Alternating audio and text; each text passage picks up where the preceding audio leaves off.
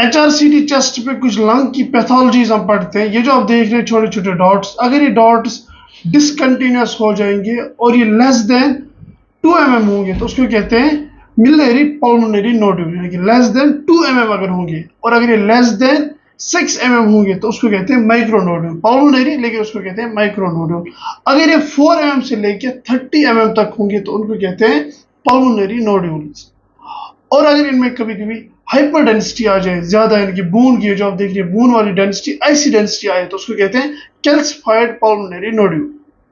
और अगर इनका साइज बढ़ जाए यानी कि 30 mm हो जाए या 30 mm से ज्यादा हो जाए तो उसको कहते हैं कंसोलिडेशन।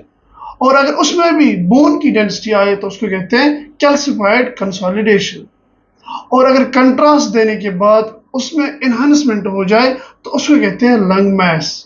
अब अगर कहीं पे ये जो मिलियरी पल्मोनरी नोड्यूल है ये मल्टीपल आ जाए बहुत सारी जगहों पे तो उनको कहते हैं ट्री इन बड, उसको कहते हैं। और अगर लंग नोड्यूल बड़े जो है मल्टीपल जगहों पे आए तो उसको कहते हैं सेंट्रल लोबुलर पल्मोनरी नोड्यूल। अब अगर उन पल्मोनरी नोड्यूल्स में कंट्रास्ट देने के बाद एनहांसमेंट हो जाए तो उसको कहते हैं लंग मेटा, उसको कहते हैं कि लंग्स में मेटास्टेसिस हुआ है। पल्मोनरी नोड्यूल एक स्मॉल इन्फ्लेमेशन होती है लंग के एरिया में। ये यूजुअली बिनाइन होता है लेकिन कभी कभी ये कुछ और भी हो सकता है, इसलिए इसको कंसल्ट करना डॉक्टर को बहुत ही इंपॉर्टेंट होता है। वीडियो अच्छा लगा हो तो शेयर करना मत भूलना।